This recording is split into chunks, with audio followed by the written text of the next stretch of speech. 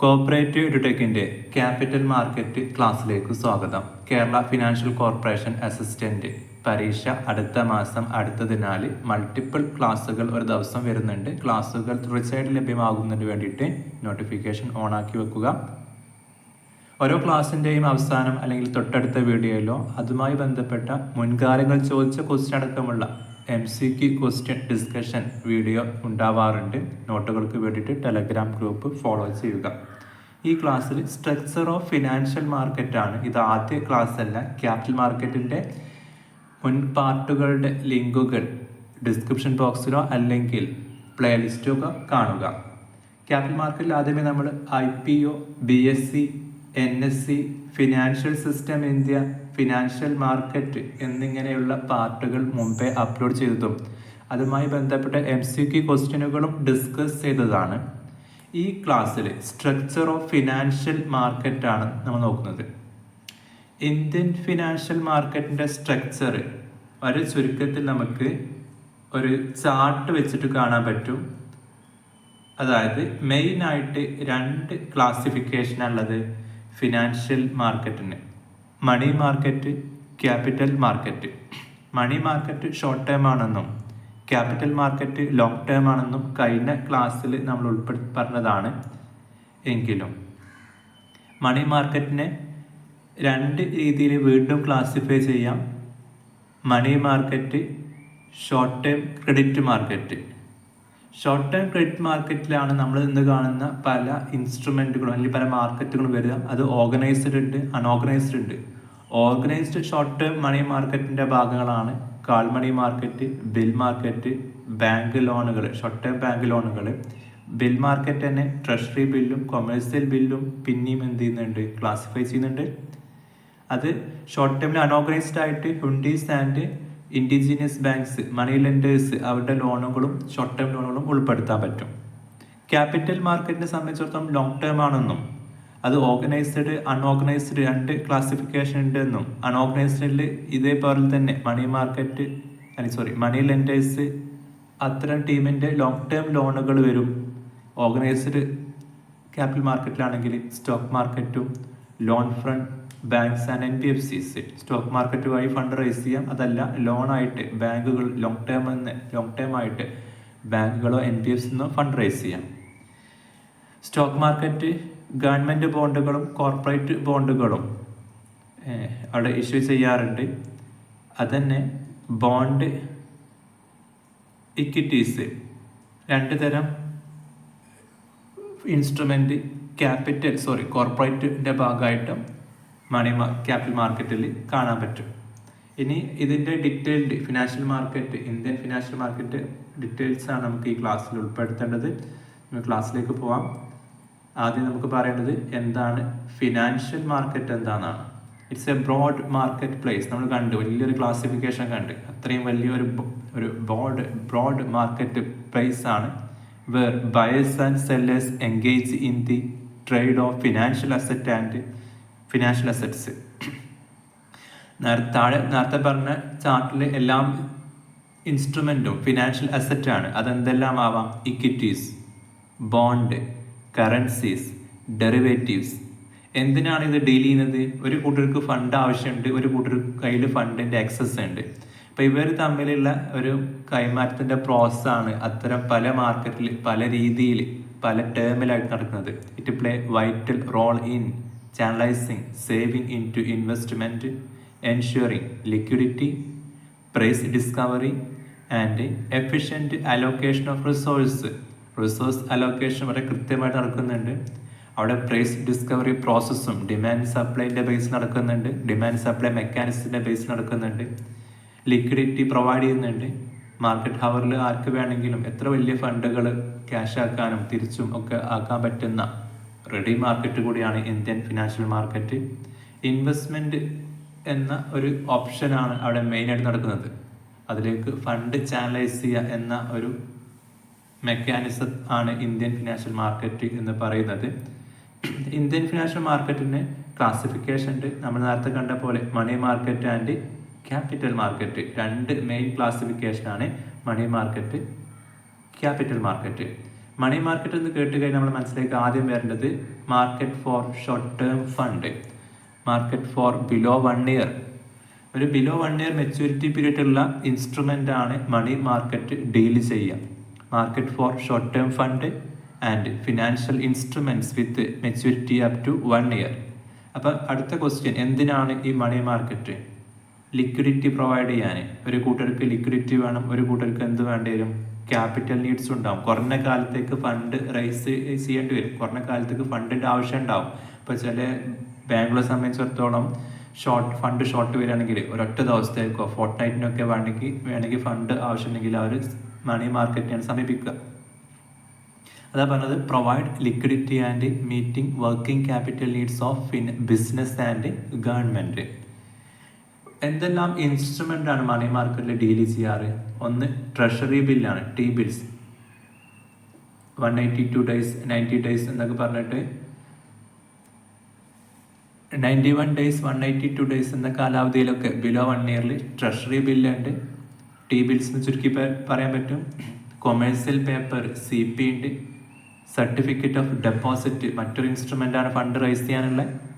Call money market വളരെ short നോട്ടീസിൽ single day അല്ലെങ്കിൽ ബിലോ 14 ഡേ എന്നൊക്കെ പറഞ്ഞിട്ട് ഇൻസ്ട്രുമെൻറ്റുകളാണ് money at call and short notice.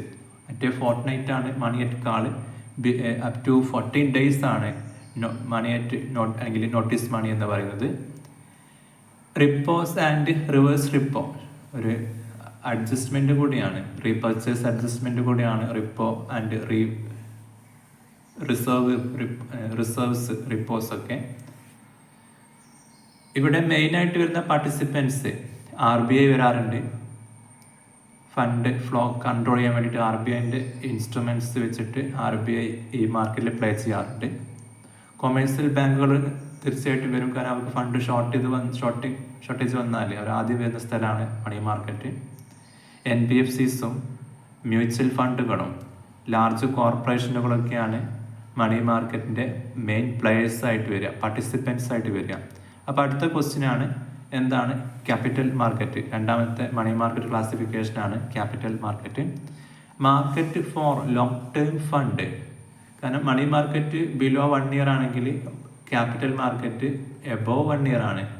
എന്ന് പറഞ്ഞാൽ ലോങ് ടേം ഫണ്ടാണ് ഡീൽ ചെയ്യുക. Financial instrument with maturity period of more than 1 year, 1 വർഷത്തിലധികം കാലാവധിയുള്ള ഇൻസ്ട്രുമെൻറ്റുകൾ ഡീൽ ചെയ്യുന്ന മാർക്കറ്റാണ് ക്യാപിറ്റൽ മാർക്കറ്റ്. അതേ പർപ്പസ് തന്നെയാണ്, അതായത് മണി മാർക്കറ്റ് അതേ പർപ്പസ് തന്നെയാണ് ക്യാപിറ്റൽ മാർക്കറ്റും വരിക. പക്ഷേ ഒറ്റ വ്യത്യാസമേ ഉള്ളൂ, ഒന്ന് ഷോർട്ട് ടേം ആണ്, ഒന്ന് ലോങ് ടേം ആണ്. തീർച്ചയായിട്ടും ക്യാപിറ്റൽ മാർക്കറ്റും എന്താണ് ഫിക്സഡ് ക്യാപിറ്റൽ ഇൻസ്ട്രുമെൻറ്റ്, എക്സ്പാൻഷൻ, മോഡേണൈസേഷനൊക്കെ വേണ്ടിയിട്ട് fund, long term fund ആവശ്യമുണ്ടാവും.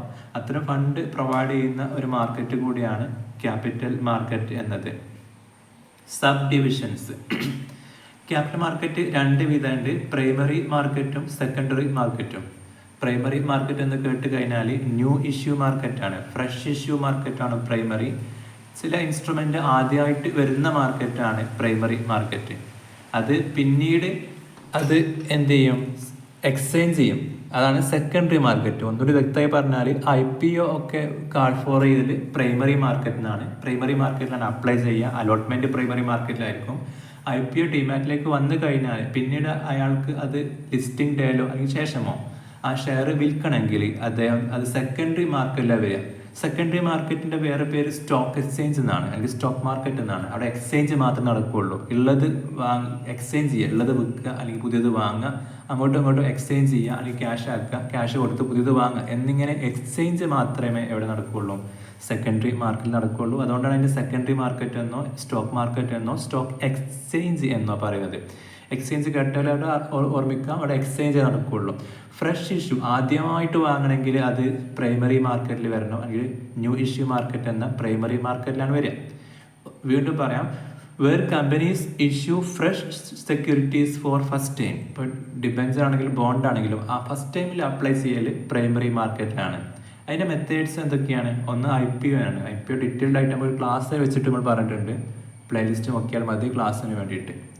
Initial public offerings ഉണ്ട്, അല്ലെങ്കിൽ ന്യൂ ഇഷ്യൂ ആണത്. പിന്നെ റൈറ്റ് ഇഷ്യൂ ഉണ്ട്, എന്ന് പറഞ്ഞാൽ എക്സിസ്റ്റിംഗ് ഷെയർ ഹോൾഡേഴ്സിന് വീണ്ടും ഇഷ്യൂ ചെയ്യുന്നതാണ് റൈറ്റ് ഇഷ്യൂ എന്ന് പറയാം. പ്രൈവറ്റ് പ്ലേസ്മെൻറ്റ് ഉണ്ട്. പ്രൈവറ്റ് പ്ലേസ്മെൻറ്റും ആദ്യമായിട്ട് ഇഷ്യൂ ചെയ്യാണ്, പക്ഷേ ആർക്കാണ്? ചില പ്രൈവറ്റ് പാർട്ടികൾക്കാണ്, ചില പ്രൈവറ്റ് ഇൻഡിവിജ്വൽസിനാണ്, അതുപോലെ ഇൻവെസ്റ്റേഴ്സിനാണ്, പബ്ലിക്കിനല്ല. അതാണ് പ്രൈവറ്റ് പ്ലേസ്മെൻറ്റ്. പ്രിഫറൻഷ്യൽ അലോട്ട്മെൻറ്റ് പറയുമ്പോൾ ഒരു പ്രിഫറൻഷ്യൽ കാറ്റഗറി, ഒരു പ്രിഫറൻഷ്യൽ മുൻഗണനാ ക്രമത്തിൽ ചില വിഭാഗങ്ങൾക്ക് ഇഷ്യൂ ചെയ്യുന്നതിനാണ് പ്രിഫറൻഷ്യൽ അലോട്ട്മെൻറ്റ് എന്ന് പറയും. സെക്കൻഡറി മാർക്കറ്റ് എന്ന് പറയുമ്പോൾ സ്റ്റോക്ക് മാർക്കറ്റ് എന്ന് ആദ്യമേ പറഞ്ഞല്ലോ. എന്ന് പറഞ്ഞാൽ already issued securities are trade among investors. Already issue securities exchange ചെയ്യുന്ന സ്ഥലമാണ് സെക്യൂരിറ്റി മാർക്കറ്റ് എന്ന secondary market.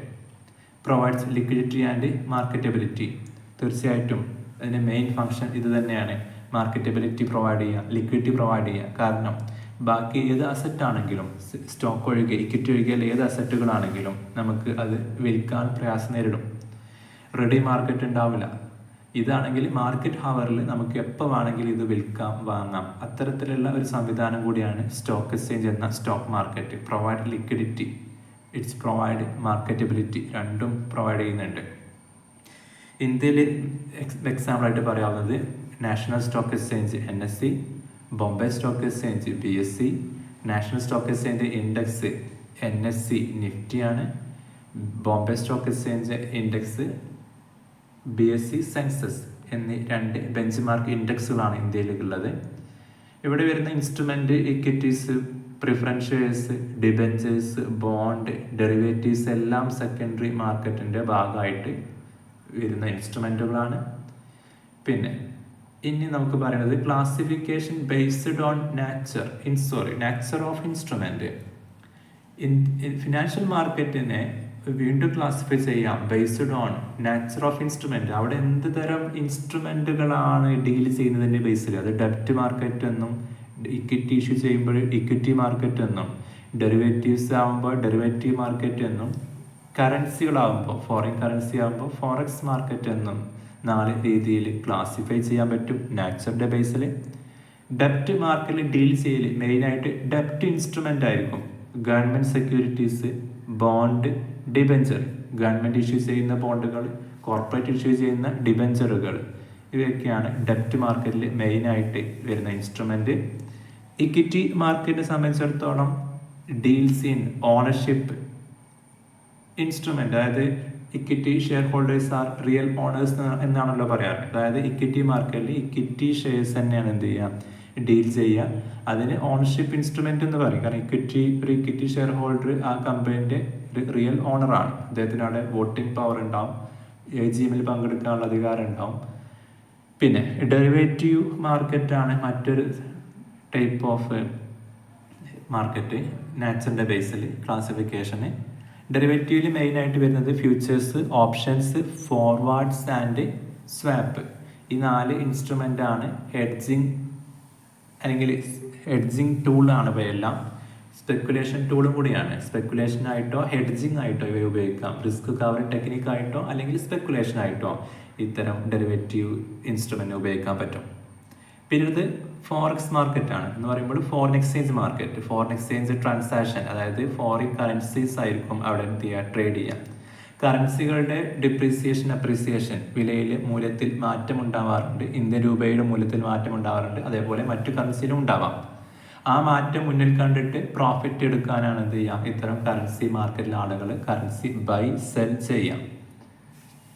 Next classification based on maturity. നമുക്ക് ലോങ് ടേം, ഷോർട്ട് ടേം എന്ന രീതിയിൽ വീണ്ടും നമുക്ക് എന്ത് ചെയ്യാം, ഈ ഫിനാൻഷ്യൽ മാർക്കറ്റിനെ ക്ലാസിഫൈ ചെയ്യാം. നമ്മൾ ആദ്യമേ പറഞ്ഞതാണെങ്കിലും ഷോർട്ട് ടേം ആയിട്ട് മണി മാർക്കറ്റ് ഉണ്ട്, ലോങ് ടേം ആയിട്ട് ക്യാപിറ്റൽ മാർക്കറ്റ് ഉണ്ട്.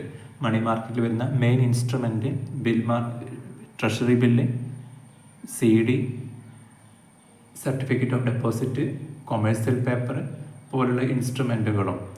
ലോങ് ടേം മാർക്കറ്റിൽ ഇക്വിറ്റീസ്, ഡിബെഞ്ചേഴ്സ് പോലുള്ള ഇൻസ്ട്രുമെൻറ്റുകൾ വരുമെന്ന് പറഞ്ഞു. Next classification based on functionality. നമ്മുടെ ഫസ്റ്റ് ബിഗിനിൽ കണ്ട ചാർട്ട് ഫങ്ഷനാലിറ്റി ബേസ്ഡിലുള്ള ഒരു ക്ലാസിഫിക്കേഷനാണ്. അതിനെ ഓർഗനൈസ്ഡ് മാർക്കറ്റ് എന്നും അൺഓർഗനൈസ്ഡ് മാർക്കറ്റ് എന്ന് പറയും. ഇവിടെ എന്തുകൊണ്ടാണ് ഓർഗനൈസ്ഡ് അൺഓർഗനൈസ്ഡ് എന്ന് ക്ലാസിഫൈ ചെയ്യാൻ കാരണം, ഒന്ന് റെഗുലേറ്റഡ് ആണ്, RBIൻ്റെ റെഗുലേഷൻ്റെ പരിധിയിൽ വരുന്നവരാണ് ഓർഗനൈസ്ഡ് മാർക്കറ്റ്. അത്തരം RBIൻ്റെ കൺട്രോളിൽ വരാത്ത വിഭാഗമാണ് അൺഓർഗനൈസ്ഡ്. ഇരു കൂട്ടരും ചെയ്യുന്ന കാര്യം ഒന്ന് തന്നെ ആയിരിക്കും, പക്ഷേ RBIൻ്റെ റെഗുലേഷൻ ബാധകമാണോ അല്ലേ എന്നൊരു ബേസിൽ നമുക്ക് എന്ത് ചെയ്യാം, ഓർഗനൈസ്ഡ് മാർക്കറ്റ്, അൺഓർഗനൈസ്ഡ് മാർക്കറ്റ് എന്നിങ്ങനെ തരംതിരിക്കാവുന്നതാണ്. ഓർഗനൈസ്ഡ് മാർക്കറ്റ് എന്ന് പറയുമ്പോൾ അത് റെഗുലേറ്റഡ് ആണ്, ട്രാൻസ്പെറൻ്റ് ആണ്, വിത്ത് rules and institution.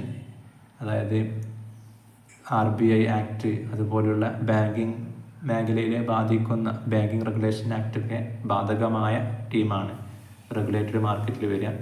NSE, BSE, RBI ഒക്കെയാണ് എന്ത് ചെയ്യാം, റെഗുലേഷൻ്റെ ഭാഗമായിട്ട് മണി മാർക്കറ്റ് കൺട്രോൾ ചെയ്യാം. പിന്നെ മണി മാർക്കറ്റ് മോണിറ്റർ ചെയ്യുന്നത് RBI ആണ്. ക്വസ്റ്റ്യൻ പലപ്പോഴും കാണാറുണ്ട്, ഓപ്ഷനിൽ സെബി ഉണ്ടാവും, നമ്മൾ സെബി എഴുതാൻ പോകാറുണ്ട്. അൺഓർഗനൈസ്ഡ് മാർക്കറ്റ് എന്ന് പറയുമ്പോൾ അത് ഇൻഫോർമൽ ക്രെഡിറ്റ് സിസ്റ്റം ആണ്. നേരത്തെ പറഞ്ഞ പോലെ ട്രാൻസ്പെറൻ്റ് ആവണമെന്നില്ല, അത് റെഗുലേറ്റഡ് അല്ല, റൂൾസ് ആൻഡ് റെഗുലേഷൻസ് ഇവർക്ക് ബാധകവും അല്ല. ഇന്ത്യൻ മാർക്കറ്റിൻ്റെ മണി ലെൻഡേഴ്സും ഇൻഡിജീനിയസ് ബാങ്ക്സും ചിറ്റ് ഫണ്ട്സും ഒക്കെയാണ് മെയിനായിട്ട് വരുന്ന അൺഓർഗനൈസ്ഡ് മാർക്കറ്റ്. ഇവർക്കും ഇന്ത്യൻ മാർക്കറ്റിൽ റോൾ ഉണ്ട്, ഫണ്ട് റൈസിങ്ങിലും അല്ലെങ്കിൽ ലിക്വിഡിറ്റിയിലും എല്ലാത്തിലും. പിന്നുള്ളത് ഫിനാൻഷ്യൽ മാർക്കറ്റ് പാർട്ടിസിപ്പൻസ്. നമുക്ക് കൺക്ലൂഡ് ചെയ്യാണ് ഈ പാർട്ട്. ആരൊക്കെയാണ് ഫിനാൻഷ്യൽ മാർക്കറ്റിൽ പ്ലേ ചെയ്യുന്നവർ? മെയിനായിട്ട് വരുന്ന പാർട്ടിസിപ്പൻസ്. ഒരു പക്ഷേ അവർക്ക് ഫണ്ട് ആക്സസ് ആയിരിക്കും, ഫണ്ട് ഷോർട്ടേജ് ആയിരിക്കും. ഇരു കൂട്ടരും വരുന്ന സ്ഥലം തന്നെയാണ് ഫിനാൻഷ്യൽ മാർക്കറ്റ്. അവിടെ ആര് വരും? ഹൗസ് ഹോൾഡ് വരും. അതായത് സർപ്ലസ് യൂണിറ്റ്സ് പ്രൊവൈഡിങ് സേവിങ്സിൻ്റെ ഭാഗമായിട്ട് റീറ്റെയിലേഴ്സിന് വേണ്ടിയിട്ട് അവർക്ക് മ്യൂച്വൽ ഫണ്ടോ അതുപോലുള്ള എന്തെങ്കിലും ഫണ്ട് റൈസ് ചെയ്യാൻ പറ്റുന്ന ഓപ്ഷൻസ് അതിൻ്റെ ഭാഗമായിട്ട് ഹൗസ് ഹോൾഡ്സ് വരും. പിന്നെ ബിസിനസ് ഫേംസ് വരാം. അപ്പോൾ ഇവർക്ക് മെയിനായിട്ട് ഫണ്ട് ഷോർട്ട് വരികയാണെങ്കിൽ deficit unit requiring fund for investment, shortage വരികയാണെങ്കിലും എക്സസ് വരികയാണെങ്കിലും ഈ ബിസിനസ് ഫേമുകൾ ഫിനാൻഷ്യൽ മാർക്കറ്റിൽ വരാറുണ്ട്.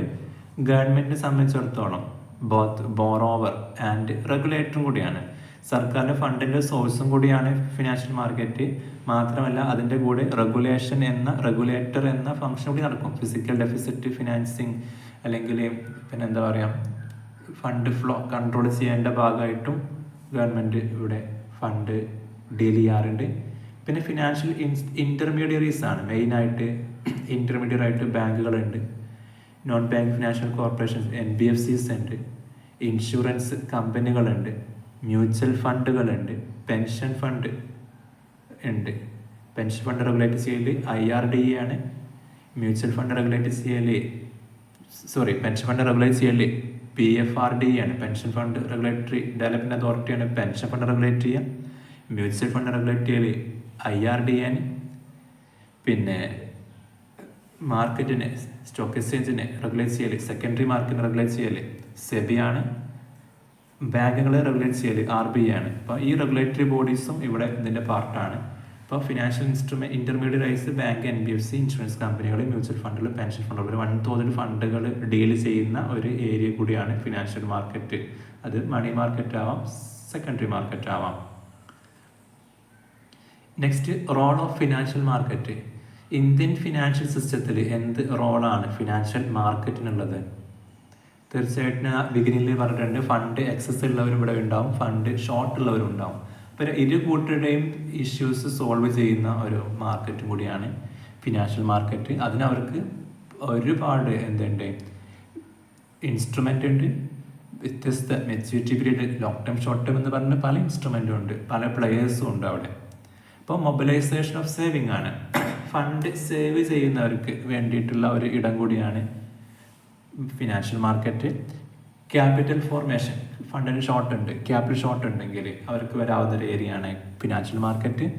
Liquidity to investors, liquidity provide ചെയ്യാറുണ്ട്, മറ്റുള്ള മാർക്കറ്റിനെ പോലെയല്ല. ഇപ്പോൾ ഒരു ലാൻഡ് ബൈ സെല്ലാണെങ്കിൽ എന്തോരം പണിയുണ്ട്, അതൊരു ദിവസം കൊണ്ട് ഒരു നിമിഷം കൊണ്ട് നമുക്ക് സെല്ല് ചെയ്യാൻ പറ്റണമെന്നില്ല. ഒരു പക്ഷേ സെല്ല് ചെയ്യാൻ പറ്റിയേക്കാം, പക്ഷേ ഉദ്ദേശിച്ച വില കിട്ടണമെന്നില്ല. പക്ഷേ ഫിനാൻഷ്യൽ മാർക്കറ്റ് എന്നൊരു റെഡി മാർക്കറ്റാണ്. അവിടെ ബയേഴ്സ് സെല്ലേഴ്സും ഒരേ സമയത്തുണ്ട്. ഇരു കൂട്ടർക്കും ഡിമാൻഡ് സപ്ലൈ മെക്കാനിസത്തിൻ്റെ ബേസിൽ നല്ലൊരു വിലക്ക് കണ്ടിട്ട് അത് വിൽക്കാനും വാങ്ങാനും അവർക്ക് പറ്റുന്ന ലിക്വിഡിറ്റി പ്രൊവൈഡ് ചെയ്യുന്ന റെഡി മാർക്കറ്റ് കൂടിയാണ്. പ്രൈസ് ഡിസ്കവറി പ്രോസസ് ഞാനിപ്പോൾ പറഞ്ഞതേ ഉള്ളൂ. പ്രൈസ് ഡിസ്കവറി പ്രോസസ്സ് കൂടെ ഫിനാൻഷ്യൽ അസറ്റിൽ ഈ മാർക്കറ്റിൽ നടക്കും. Risk sharing through derivative instrument വെച്ചിട്ട് റിസ്ക് കവർ ചെയ്യാനും സ്പെക്കുലേഷനൊക്കെ ഈ മാർക്കറ്റിൽ പറ്റും. പിന്നെയുള്ളത് പ്രൊമോട്ട് എക്കണോമിക് ഗ്രോത്ത് ആണ്. ഇതിനെല്ലാം ആകത്തുക റിസൾട്ട് എന്ന് പറയുന്നത് തീർച്ചയായിട്ടും നാഷണൽ ഡെവലപ്മെൻ്റ് ആണ്, എക്കണോമിക് ഡെവലപ്മെൻ്റ് ആണ്. ഇത്രയും ഭാഗമാണ് നമുക്ക് ഫിനാൻഷ്യൽ മാർക്കറ്റ് എന്ന ഏരിയയിൽ നിന്ന് പറയാനുള്ളത്. Thanks for watching.